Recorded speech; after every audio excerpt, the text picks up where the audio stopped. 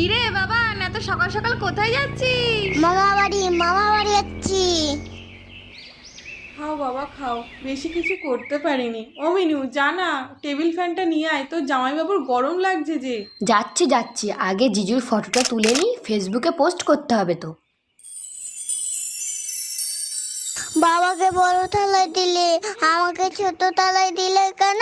এই যা, ও মিনু, আমার দাদু ভাইরে তুই ছোট থালায় খেতে দিলি? ও ছোট বলেই ছোট থালায় দিয়েছি।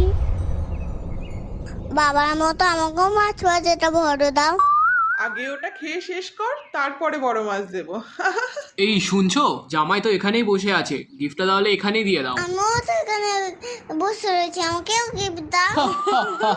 তাহলে তুই বিয়ে কর, তোর শ্বশুর বাড়ি থেকে অনেক গিফট পাবি। বিয়ে? ঠিক আছে, তাহলে আমি কালকে বিয়ে করবো। তাহলে আমি অনেক গিফট পাবো তো।